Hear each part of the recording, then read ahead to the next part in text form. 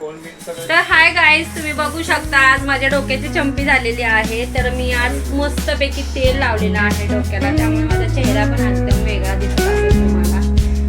पण ते असतंच, ते आता चालायचं एवढं तेवढं. तर मी काय बोलते, आता मला ना आज रेसिपी बनवायची आहे पापलेट कोळंबीची भाजी. तर मी तुम्हाला ऑलरेडी दाखवलेली होती.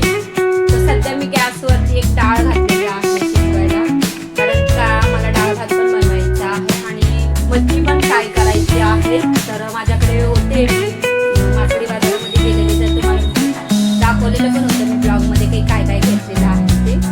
तर मी आज पापलेट आणि कोळंबी आणि बांगडा हे असे 3 मच्छी होते, ते एकत्र ठेवलेत मी. ते आता मी थंड करून फ्रीजमध्ये ठेवले होते, तर त्याचा बर्फ वितळायला मी ठेवलेला आहे. तर मी आता हळद आणि मीठ असं काढून घेतलेलं आहे एका प्लेटमध्ये. तर ती मी आता ते एक जीव करणार आहे त्याच्यामध्ये आणि नंतर फ्राय करायला घेणार आहे. तर मी कशा पद्धतीने केलेलं आहे ते तुम्हाला एकदा पण मी दाखवले असेल मागच्या ब्लॉगमध्ये.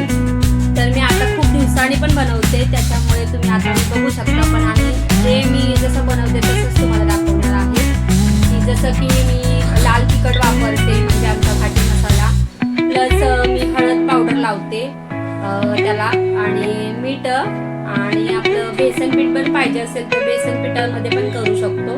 आणि हे बघा, मी तुम्हाला ब्लॉग दाखवत आमचा चिक्कू वॉशिंग मशीनवरती झोपला होता, तर आता उठला. तर मी तुम्हाला सांगते त्याच्यामध्ये काय काय टाकायचं असतं ते. तर मी तुम्हाला दाखवतेच, मी बोलण्यापेक्षा तुम्हाला दाखवते की मी काय त्याच्यामध्ये टाकणार आहे ते. तर मी साध्या पद्धतीने बनवते, तुम्हाला आवडत असेल तर कमेंट बॉक्समध्ये सांगा आणि लाईक करा, शेअर करा. तर मी फ्राय करायला घेते. आता सध्या त्या बर्फामध्ये वितळायला ठेवलेलं आहे, कारण कडक असल्यामुळे ते पापलेटचे पीस असतात ते जरा काढायला जरा त्रास होतोय. आणि माझी बघा ना डोक्याची पूर्ण चमकी झाल्यामुळे पूर्ण अवतार माझा वेगळा झाला आणि मी अशा लूकमध्ये आहे. तर मी स्वयंपाकाची तयारी चालू आहे माझी, तर तुम्ही बघू शकता. तर मी तुम्हाला दाखवते काय ते बघा. तर बघू शकता काय, मी याच्यामध्ये हळद आणि थोडंसं मीठ घेतलं चवीपुरतं. आणि हे बघा, मी डाळ घातलेली होती शिजायला, तर त्यातलं पाणी माझं म्हणजे असं आटलेलं आहे. आणि अजून एकदा डाळ तुरीची शिजवायला ठेवली, कारण मला वरण बनवायचं. आणि तर मी अजून पाणी ॲड केलं आता त्याच्यामध्ये. तर आता हे बघा, आपण कढईमध्ये ठेवलेले होते पीस. तर हे बघा आता झाले असतील, कारण एकदम कडक कडक होते, त्यामुळे असे हे होत होते, निघत नव्हते पीस. तर आता झालेले आहे पूर्ण पाणी घेऊन. तर हे सगळं मी मिक्स करून ठेवलेलं होतं बर्फामध्ये. तर मी आता ह्याला चांगलं असं एकत्र ह्याच्यामध्ये करून घेणार, प्लेटमध्ये चांगल्या घोटून ठेवणार.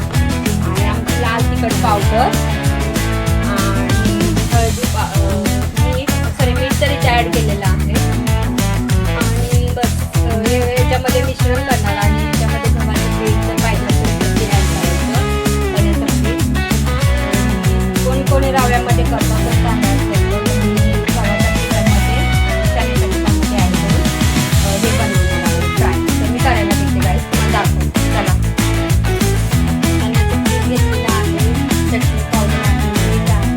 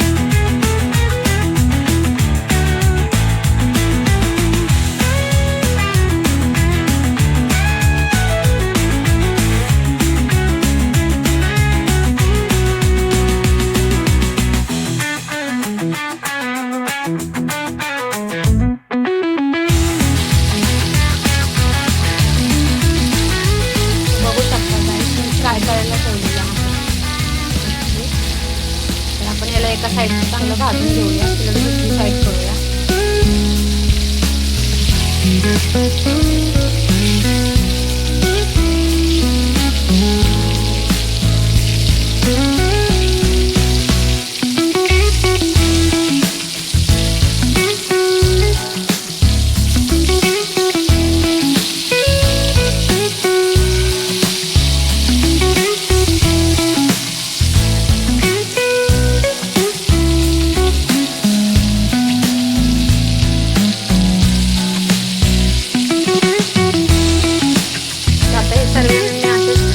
करून घेणार आहे चांगलं कडक भाजून.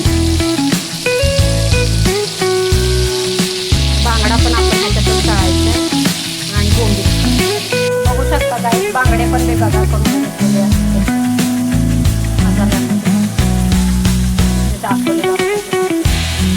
डायरेक्ट आपण फ्राय करायचं.